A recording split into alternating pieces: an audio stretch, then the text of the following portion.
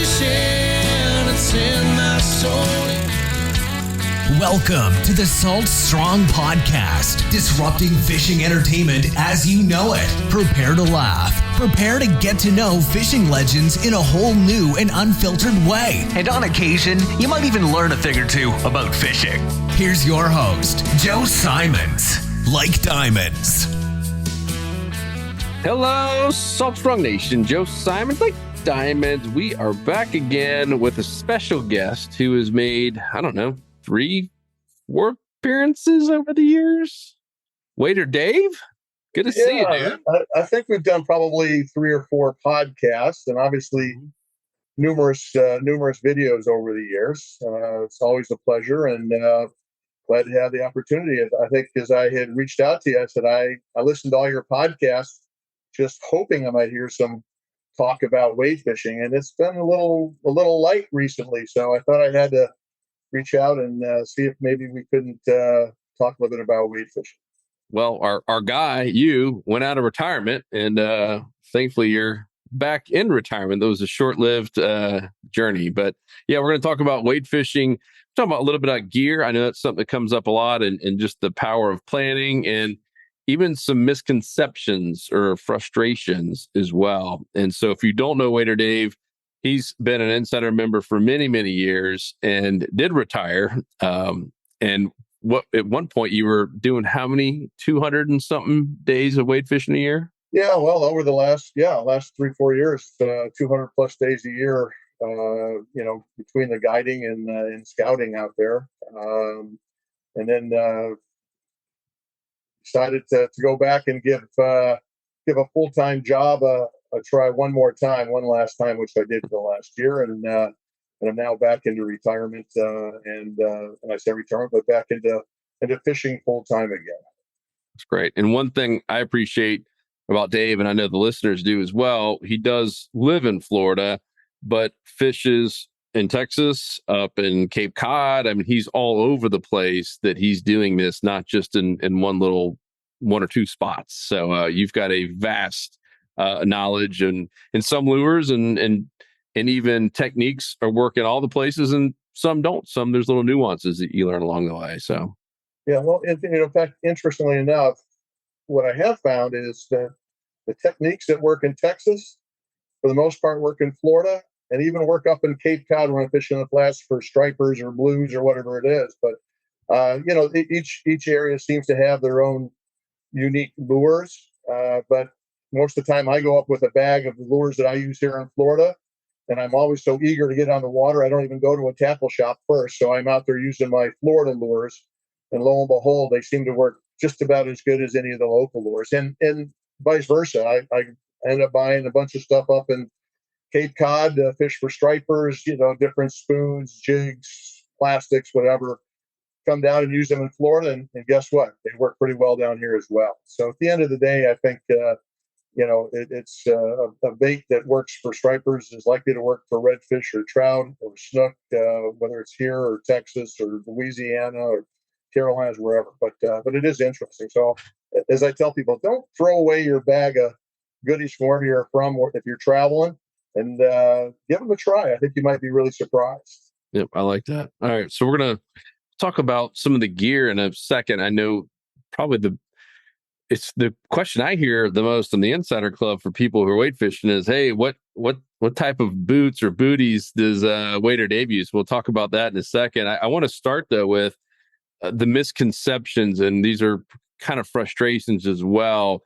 You see a lot of people who maybe start into wade fishing or land-based fishing because maybe they don't have the money, or they don't know if they're going to do this or love fishing as much as they had dreamed, and then they do, and they're like, oh man, if only I had a boat, or if only I had a kayak.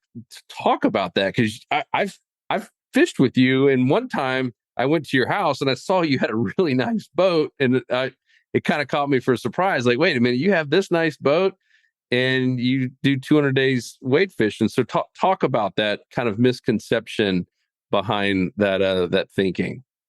Yeah, well, like a lot of people, I started wade fishing primarily because I didn't have a boat. Back when I first started doing this, kayaks were unheard of like we have today. So it's pretty much, either a John boat or fishing from a bridge or a pier or wade fishing. And so I started wade fishing, and that's kind of, I got into it. And listen, over the years, I was fortunate enough to be able to buy my boat and, go out and start doing some exploration offshore and near shore and all that. But at the end of the day, I kept coming back to what I really loved was just being in the water, keeping it simple. And at the end of the day, I also realized I was catching as many or more fish waiting as I was from the boat, spending a lot less time doing it, and quite honestly, enjoying it a lot more. It's just, in fact, I just had somebody reach out to me. He's a guy from Texas, and I don't know if you know Jay Watkins. You may have heard of Yeah. him. Yep. Heck, I think his son has done some stuff with you guys, but Yep. he was talking about how there's really nothing more special to him than being in the water while you're fighting the fish. And I'm with him. I don't know what it is, and a lot of people may not get it, but something about being in that water while I'm fighting that fish, landing him and releasing him, that it just gives me more joy than catching it from the boat or the kayak or the paddle or whatever it might be. So that's part of it. But the other part of it too is that it really is, in my opinion, more of a challenge. You don't have the boat to go hit 5 or 6 or 7 spots in a day, right? You're pretty much stuck with areas. And again, I really focus on and try to find spots that don't even require a kayak or paddleboard or anything, right? Just places where you can just park your car, get out and wade in the water and start fishing. And again, in my opinion, that's the simplest to get. And taking out a single rod, a small bag of lures, and going. All you need is and I do recommend, even if you don't have a ton, you don't need to, go buy a pair of neoprene wading booties with some decent, hard plastic soles. All you need is a pair of shorts and a shirt and a hat, a pair of sunglasses, and you're ready to go. And so, at the end of the day, I think I at one point did a little piece for you guys that I said for probably $500 to $600 all in, buy a good rod and reel. You can buy, the booties, you can buy all the lures, the bag, everything that you need, and have everything you need to fish for probably a year without having to replenish your supplies, right? True. So at the end of the day, it's really a pretty inexpensive way to get involved in the sport. And again, at the end of the day, my feeling is keeping it simple is just makes it easier. I don't spend all my time trying to figure out which lure I'm going to use, which rod. I know we've got guys that like to have 8 rods in the back, and I always get a kick out of it.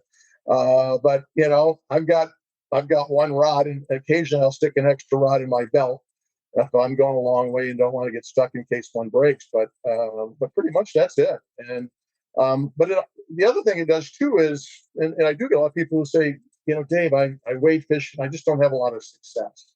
And so at least when I go on a boat, if the first place I go to, I don't get on fish, I can go to another spot. If that doesn't work, I can go to another spot. And in fact, more often than not, people are going to, several spots over the course of the day. And think about it, even, you and Luke, and you guys do a lot of your podcasts. How often does the first spot you hit not work out? Well, a lot of times. And so if you're wade fishing and your spot doesn't work out, well, you're pretty much stuck, right? So you put a bit of time and effort into a place that isn't going to produce. And so it's not like you can just, go to another place real quickly. Now, obviously you can get in the car and go to another spot, and we do that on occasion. But for the most part, the way I look at it, if I'm going to go fishing for the day, I have a spot in mind, and that's where I'm going to go, and I'm going to stay there whether I get fish or not, quite honestly. But so that being the case, it's probably even more important that you pay attention to, what season is it, right? What fish are you likely to be targeting? What lures should you be using to target those fish, right? Are they going to be in shallow water? Are they going to be in deep water? Are they going to be up against the mangroves? Are they going to be over oyster beds? Are they going to be on the edge of a drop, whatever it might be? But so you got to think about all those different scenarios. And so while it's not necessarily easy to find those kinds of spots, I have enough of those kinds of wading spots where I have access to all of those things within a single wade, right? And so again, the caveat to that is what some people consider a single wade is they walk into the water, they cast out, and they stay there for 3 hours and never move except for to go back into where they started, right? that's not the way I wade fish. And people that fish with me quickly realize that I'm moving constantly, right? And that is one of the advantages. So a typical wade for me, I may cover a half a mile or even a mile or more in shoreline, um, checking out different areas, right? So as I said, we talked about a spot that we fished a while back, the south end of the Sunshine Skyway, and so we walk out and we have these beautiful sand flats that kind of an opportunity there to catch reds and different things early in the morning. But within those flats, we've got these deep areas that have deeper grass flats in. We go out, we have an edge, a channel edge, right? So there's deep water and a lot of current. And then if we keep going further down, we have about a mile and a half of mangrove shoreline, right? So you have kind of all the things that you're looking for: oyster beds, sand flats, grass flats with potholes, all those. So ideally, look for spots that present multiple opportunities for where the fish may be. And the fish move throughout the day as well, right? So they may start out up against the mangroves if you've got a higher water. And then as the tide starts to go out, they move out off of the flat. They may get closer to the edges, right? Those kind of things. So you can follow the fish throughout the day or as conditions change.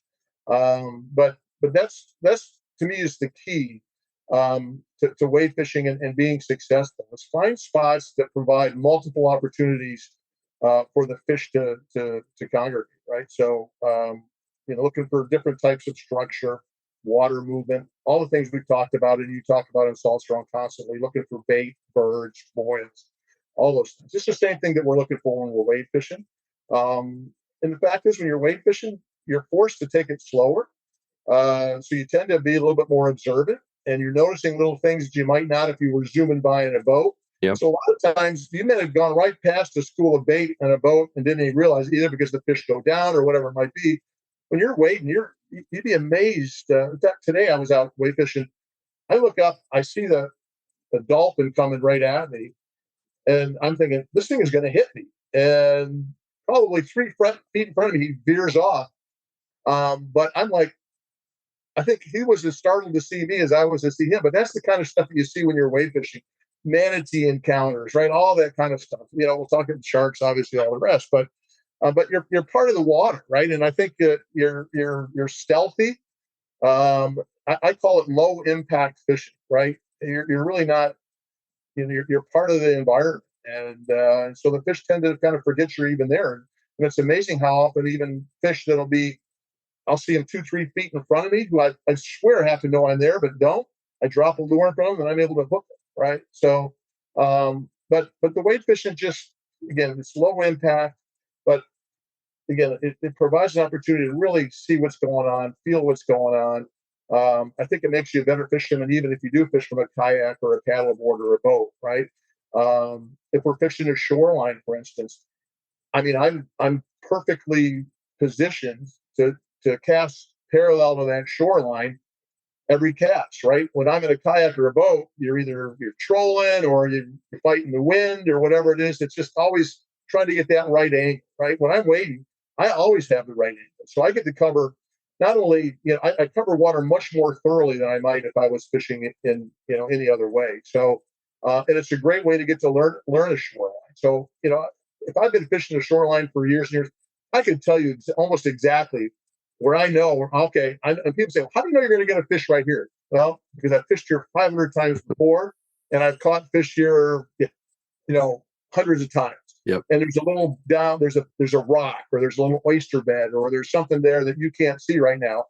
But that's how well you get to know the water by wading. And I do, I mean, there aren't a million places to wade. So you tend to have kind of a handful of spots that you go to, and you go to over and over and over again. And so you get to know them exceptionally well. And so not only do you get to know them well, but you also know and start to put it together when they work, right? What, is it summer, fall, winter, spring? When are the best times to go? Same things with baits, right? You learn it. And the other thing too is I have a chance to see my baits being retrieved when I bring them up all the time. And it's just so interesting to see the fish that are chasing baits in and doing things like that. But it just makes you can't help but be more observant, and you learn, even if you don't realize that you learn, right, from trial and error by doing that kind of stuff. And I do think that the wade fishing helps in all that. And listen, at the end of the day, even though I don't do it often, it makes me a much better boat fisherman when I am out on the boat. And or from the kayak. But again, I just needless to say, I love it. I think it's low impact, it's inexpensive, and it's effective. I'll put my personal best snook, trout, and redfish up against any boat fisherman. And I would also put up even the numbers that I get against most boat fishermen who are probably hitting multiple sites a day, right? But again, you gotta put the time in as well. Even if you know where they should be, even if you know what you should use, and we all know that everything's perfect. Sometimes the fish don't know that everything's perfect, I guess, right? Yes, how did they don't know that? I went out to Fort DeSoto on Sunday morning, and conditions were perfect. We had I like to have a little bit of surf coming in. We had a high tide. There's a great little swash channel that runs along there that tends to hold snook and reds. And I'm like, okay, we're going to kill it today. First cast, boom, got about a 20-inch snook. I'm thinking, oh my God, that was the kiss of death. Anyway, but that was about it. I got one other little snook. Oh, that first cast. One other little red and a few ladyfish. But I'm like, again, everything was just perfect. I thought I had it all nailed, right? And I fished there enough to know that typically those circumstances work. So again, at the end of the day, even when things are perfect, sometimes the fish don't know that it's perfect, and they may be somewhere else, or they may not be hitting, or whatever it might be. But if you stick to it, and listen, I will tell you. In fact, I've got on my other screen here the Smart Spots. Smart Spots is the best thing that ever happened to a wade fisherman, because it allows you to get in tight and see what structure is around. Yep. One thing I wish that, and I don't know that you could do that, is, but I find a lot of spots on Google Earth and all the rest, right? But until I actually get in the water there, especially if it's, I don't know what the bottom is like. I don't know if it's firm. I don't know if it's muddy. I don't know if it's grass. I don't know if it's moist, right? And that's kind of the. But with Smart Spots, I can hone in on the spots that I kind of initially may look at on Google Earth, right, or whatever. And I don't even need to do that anymore with what you guys got. I can go right in there and I can look. Wow, look down that shoreline. There's oyster beds down there. Oh, wow. Look at that bar. If you use the relief map, look at that bar that's out there about, 50 yards. And I say, oh gosh, on a low tide, I'd love to be out on that bar, fishing on the outside of the bar, whatever it might be. But that's been a huge help to me. And I hope others are using it as well, probably as much or more so for wade fishermen, maybe than even boat fishermen. Yeah, that's a good point. So, I would suggest too, if wade fishermen are not paying attention or utilizing that, they really should be. Because it really helps. And obviously you've got the tides and everything else that you can pull into that thing. But I'm a big fan of it, and I use it, extensively. In fact, typically before I go, even spots I've been fishing for years and years, I still go. The only thing I don't like is when I go and I see one of my favorite spots is listed as a hot spot. And I'm like, oh, okay, I don't know that. But more often than that was from boat fishermen. So yep. Not from the wade fishermen, right? Yeah. So let's talk about spots, because that seems to be another misconception or frustration that, there's just nowhere to go wade fishing in my area. But I know every area is a little bit different, but you fished all over the country now. Is like your go-to, you mentioned Bridge, Causeway, you mentioned a state park like Fort DeSoto. Are those just kind of staples, or do you have other things that you kind of look for if you're like in a new area? Oh, in fact, one of my favorite things is I still love going to a new area and just, doing the hunt, right? Where do you start? What are you looking for? Bridges and causeways? First thing, I used to pull up Google Earth. Now I don't need to. I pull I pull up, Smart Spots, and then start. First thing is I love causeways. So along the coast, anywhere where you've got causeways that connect the mainland with outer islands, right? Things like that. Those are always good opportunities. Typically I look for county parks, right, that are near the water. Kayak launches. That's a big one now, right? Because typically if you can launch a kayak, then you can get out and wade an area, right? I used to kind of have to focus on boat launches, but more often than not, a kayak launch is a better place for a wade fisherman to go than a boat launch. So I look for kayak launches. I look for, and again, not necessarily, there's so many neat little city parks, county parks that are on or near the water that have access. Those are great places to look. It's The good. beach, and we're so fortunate that we have all this beach here to fish, but the beach is great. You got to look for beaches that aren't necessarily, either you got to go early in the morning or in the evening when there aren't a lot of people around there, or you got to find some more isolated beaches. But as you know, I love Honeymoon Island. And can get out there, and the further north you go, the fewer people there are. But not only can I fish along the beach, but I can just sneak across and go fish on the inside, and there's all sorts of great and beautiful grass flats out there. Yep. And all that. But causeways, parks, kayak launches, beaches, any inlets that you've got or passes up and down the coast. Typically, a lot of them have parks that are right nearby there. But those can all be great spots, especially summertime, for snook and all the rest. But all these inlets are really great opportunities. But I would have to tell you, the Tampa Bay area is really one of the premier areas for just a number of spots. As we get, so I kind of see at least in this area, the opportunities kind of start up in Cedar Key, and even there they're kind of limited. As you get further north, the coastline there's just not as much access or the type of bottom that we can fish. But really, as you kind of get down into Pasco County and south, all the way down to Naples, basically, right? I mean, there's just, I don't think I'm exaggerating, but I'm sure there's hundreds of spots that you can wade. Yep. And I personally have probably inventory of 50 or 60 spots that I keep track of and that I monitor. But there is no shortage of them. And to me, I found a spot. I've been living in the Clearwater area since the early '90s. I just discovered a spot that I knew was there, but I never fished it this past weekend. And I'm like, how did I never fish this spot? Right? It's right, and actually a Sand Key. An area of about probably, I don't know, maybe a quarter-mile stretch of mangroves on a beautiful grass flat near the inlet, near Clearwater Pass. And I'm like, how did I never fish this spot, right? So I'm always looking, always discovering. In fact, the people that I fish with and my friends are always challenging me to see if they can find a spot that I've never been to, because they all swear that I've been to every little nook and cranny. But this was one that they actually found in their own backyard that I hadn't been to. So, that's part of the fun of it as well. So, but here's what I tell people: everybody wants to go to Texas to start their way. Start in your backyard. Start there and then work your way out. Right? Don't go hundreds of miles and then start working your way back. But become familiar with the waters that are closest to where you are, because you're going to be fishing those probably more often than you are anywhere else if you only have a limited amount of time. So get to know those waters and then start kind of expanding from there, right? That's what I usually tell people. And if you're living in Florida or the Texas coast, again, Cape Cod, anywhere up down the coast, there's so many areas that you can go to. But start in your own backyard, get to know those waters, and then kind of expand from there. I love it. And we have I won't spoil the surprise, but we just are coming out now with Smart Fishing Spots as an actual native app, like one that you download in the App Store. And then we're going to have another layer that is tailored for land-based and wade anglers. So just stay tuned. I'll as soon as we have it, I'll let you try it out first.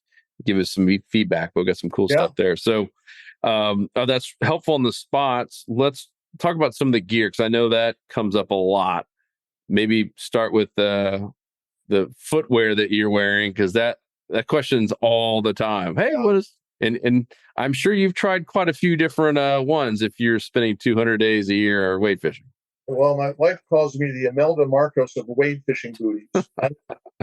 I have tried any and every wade fishing booty that's ever been produced. And at the end of the day, there's really a couple things I'd say. First of all, you need to invest in a pair of booties. Tennis shoes are, if you have to, you have to, and I get it. But at some point, if you get into a soft area, your tennis shoes are going to get pulled off. You're going to get shells and sand and all kinds of stuff in there. It becomes really uncomfortable. Yeah. So I tend to find, I like a booty that kind of goes, up just up to the calf, right? So something that's got a little kind of a higher booty. I prefer a neoprene booty that's got a hard plastic sole to it.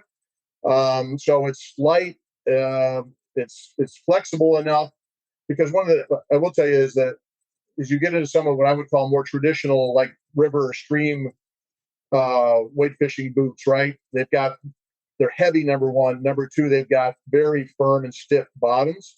When you get into mud, that's really difficult. And so when you get into soft areas, the fact that the booties with the hard plastic sole, whatever, you can kind of just pull that heel up to break the suction, and so it's easy to get in and get out.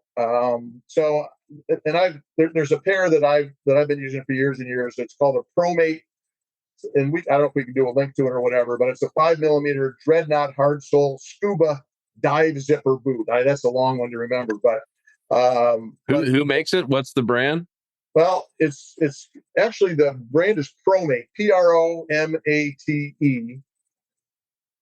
and this is the Dreadnought hard sole scuba dive zipper boot. So I can send you a link to it or whatever, but so for years I've been using these things. I've never had a zipper break. I'm wearing, and that's usually what breaks on the cheaper ones. Yep. It's got a good solid zipper. They're durable. I mean, I'm out 200 days a year. I get about a year out of a pair. So that's probably about 5 years worth of use for most people. And so as long as you just wash them out at the end of the trip and all that, they're durable, they last, they're light, they're comfortable. They'll protect you from oysters and all the other stuff that you might be stepping on out there. So that's kind of my boot of choice. And it's really the same booty that I've been recommending for years. There was a short period of time when I couldn't get them during COVID, and I had an alternate that I like and I still use, but it's twice the price. But even this ProMate booty now, for years they were $40, and they're now about anywhere from $60 to $70. You can find them on Amazon. But at the end of the day, again, if you get a booty that you're only spending $50-$60 on, it's not a bad deal. They will last if you just take a reasonable care and wash them off when you're done. Yep, I got the ones that it was like the very first time we went with you. So this would have been, 2018, like 5-6 years ago. We went down there, and I got whatever one you were always trying new ones, and it was the one that you happen to have on. I still have those, and they work great. But they were the more expensive version, where it was over $100. Gosh, I don't know which one of those. It could have been the ones that I was telling you during COVID. Maybe you tried those, but I know you were trying the Soft Science for a while. I tried those. I didn't like them. But this again, I wholeheartedly recommend this boot. In fact, I wish I had a commission, because I'm sure I don't know how many pairs of these booties these guys have sold over the last bunch of years on this thing, and probably wonder why all these folks from Florida are ordering them all of a sudden. But that's pretty funny. But it really is a good product, and I wholeheartedly recommend them. All right. So what else on the gear? What other questions do you get the most? Everybody wants to kind of overdo things, and so I tell what one rod, get a 7/6 medium fast action rod. Slot Machine is a great rod for what I do. St. Croix Avid Inshore is another one that I really like. But those are really the two rods that I'm using primarily right now. I'm fishing 2,500 or 3,000 reels, 8 or 10 pound braid. My leader will depend upon it. If I think snooker in the area are likely to be, then I'm going to be using 30-pound mono. If I don't think the snooker are going to be around, then it's probably going to be 20-pound mono. And that's pretty much it. I take a handful of jigs and a couple bags of soft plastics. Actually, I think I was mentioning to you earlier, the Power Prawn Junior has really become one of my go-tos here over the last year and a half.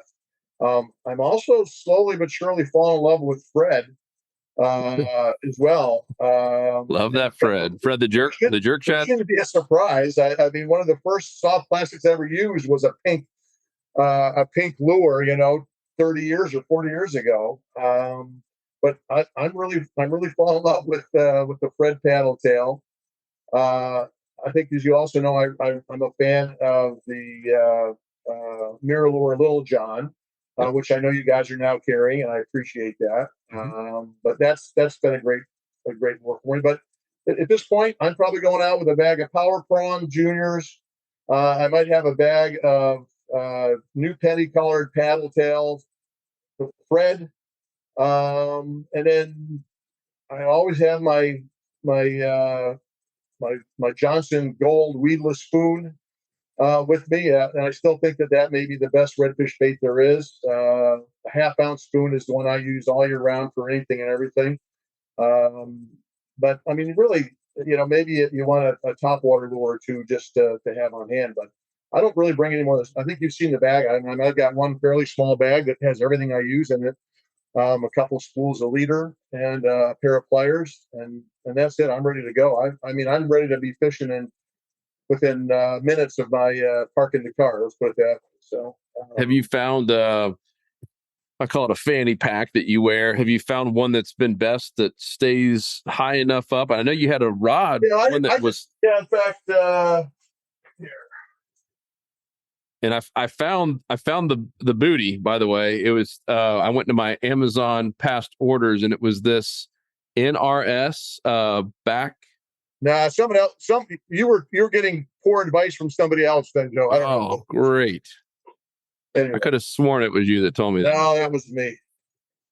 But you said it worked. So yeah, listen, there's a lot of other boots like this out there, right? So it's something that's similar to that. So yeah, the NRS backwater neoprene wet shoes. Yeah. Well, okay. If they work, they work. So this is the bag that I use, right? This is made by Outdoor Products. I get them at Walmart for less than $20. And I've tried. Listen, I've got Sims, Orvis, wading packs, and all the rest, and I've tried over the years. They don't last any longer. In fact, they're maybe not even as long or any better than the $20 Outdoor Products thing.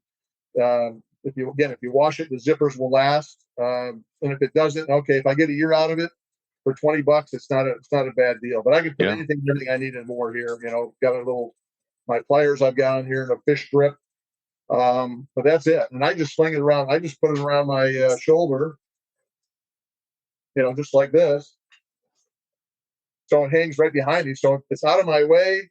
Like the guys with the backpacks. If you got a backpack, you got to take it off. You got to turn it around. You got to do all this stuff. This thing, I just pull here and I'm in there, right? And I think we've got it on the Wade Fishing Mastery course and all that, the same thing. But but that's it. And I, nothing more than that. And as I said, my rod, my reel, and my booties, and a pair of, I will say that sunglasses, maybe after the booties, are the other thing that are probably, especially when you're wade fishing, as important as anything. Because you're going to get a chance to do some sight fishing when you're wade fishing. It's much more than you need from the boat because you're not spooking those fish. So your chance of getting close to within casting range of tailing redfish, or you're seeing cruising snook or cod to trout and sand, potholes, things like that. You're going to have a much better chance of getting at those things when you're wading than you would from a boat or a kayak. So, but sunglasses, then again, good set of polarized sunglasses. These are the Smith Optics. I think these are the Guide series, whatever. Guide choice. But I've been using these for years as well. So. When you mentioned normally you just take one rod, but if you were going to do, let's just say you're going to be walking a mile, you might take two. Where do you keep the second one? Do you just? Yeah. So I actually discovered, I don't know, back in Texas, I saw all the guys waiting down there with this thing, this like sling, and it's got a rod holder in the back, and it's like a tube, and it just slides into it's like a harness with a tube in the back. It's made by a company called Wade Right. And so I kept seeing these guys using it, and when I'm guiding, right, and especially if I'm on a trip where I may be, like Honeymoon Island, I'm walking, a mile and a half to get to a spot. You've got one rod and something happens, so then you're out of luck, and you got a long walk back to get back. So in those cases, I like to bring an extra rod. But this Wade Right, and then I think you go to waderight.com. It's really a great little tool to carry an extra rod. It keeps it out of the way, and it's fairly inexpensive. But listen, a lot of guys just take it and pop it in their belt. The problem with that is, and even with some of the rod holders that go around your belt, they're going to get wet and they're going to get soaked. So this tube actually holds it high on your back, so Cool. your reel never gets in the water.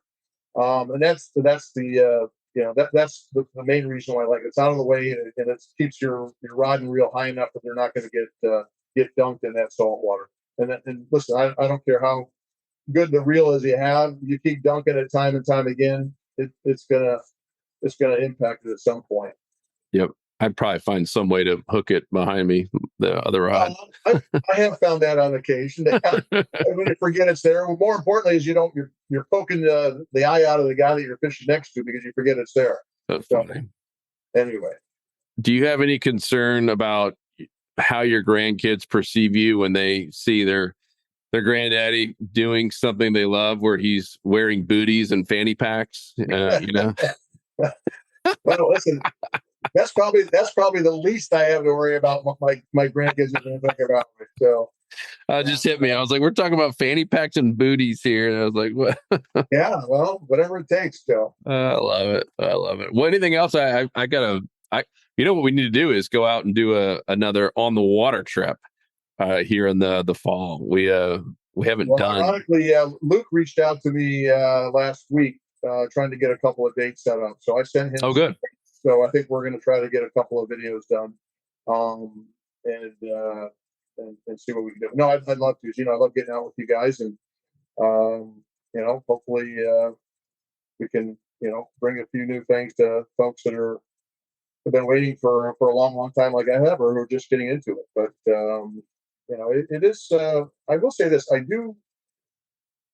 there's a certain passion amongst wade fishermen that I don't necessarily see amongst some of the others. It's maybe a little bit like the fly fishing cult, right? To some extent. In the back of your mind, thinking, well, I'm a little bit better than the guy in the boat because it's more difficult to do what I'm doing or whatever it might be, or not find fish. But there's definitely a little cult, and I've got a lot of psychos just like me that won't do anything but wade, and we're always looking for new spots, and I have a lot of I have a pretty large network of folks that I continue to communicate with regarding spots. And in fact, I spend probably the first hour every morning almost just communicating with different folks that either been clients or folks I met on Salt Strong or other, who were giving me reports or asking me for reports, right? And that intelligence is really, really helpful and very important. Well, booties bring people together. It's a fact. It's science. They do. You're right. a booty brother, I guess we would call it. That's too funny. And I know you got Brinkley as well, kind of helping you out. So where do people reach you? I know you've changed up some of the format of hiring you as a coach. I have my website, which is www.wadersguide.com. And then if anybody reaches out to me, I can get them in touch with Brinkley. And as I mentioned to you earlier, I because of a medical issue and a problem with my feet, I've had to really back off the guiding over the last couple of years, which is why I ended up going back to work for a year. But at this point, I just can't do the 5 or 6 hour, 7 hour trips that I used to do. So it's 2 or 3 hours for me. But Brinkley has spent probably 4, 5, 6 months really fishing with him and just kind of, I guess you'd call it, training him. I referred him to a number of my best clients just to help him kind of hone his skills, and got great feedback. And so he's staying really busy right now. And so I'm sending people his way. Maybe by the time we get this, I'll send you a link maybe to his website. And we get people in touch with him. But he's a great fisherman. He's a great teacher. And at the end of the day, I was doing as much or more teaching as I was fishing with folks, right? They just want to learn. I mean, everything from what knots to use to what gear, retrieves, casting. I mean, I don't know how many folks that I look at them and I go, you've been fishing all your life and that's how you've been casting? And so. Yeah, it's not taught, it's sadly, it's not taught enough. Yeah. Well, and so listen, within half an hour, you can have them casting, further and more effectively than they were. It's really not that hard. In fact, typically what I find is they're making it hard. It's really pretty easy. True. So a lot of that, but no. So I'm glad to be back and hope that we can do more together again. Now that I'm doing nothing but fishing and helping my wife do stuff around the house. So the more fishing I do, the less I have to do around the house. Yeah. So I'm always looking for that opportunity. Cool. Well, Dave, thank you again. It's always a pleasure to chat with you, and we will get out there in the water and film here coming up soon. So I'll get with Luke after this. I'm looking forward to it. No, thanks for the opportunity, and I'm looking forward to spending more time with you guys. Yes, sir. And everyone go check out his site, book him, and or Brinkley, he can get you in touch with him. And if you have any questions, let us know in the comment section down below. We out. Whoop. 'Cause fishing, it's in my soul. It was passed down to me from the days ago. Find us on the water if there was a way. It's been said my papa, he wrote the book on catching big reds and 20-pound snook. I wish I knew all the things he knew today. For he's the reason why we are this way. And he put fishing in her soul.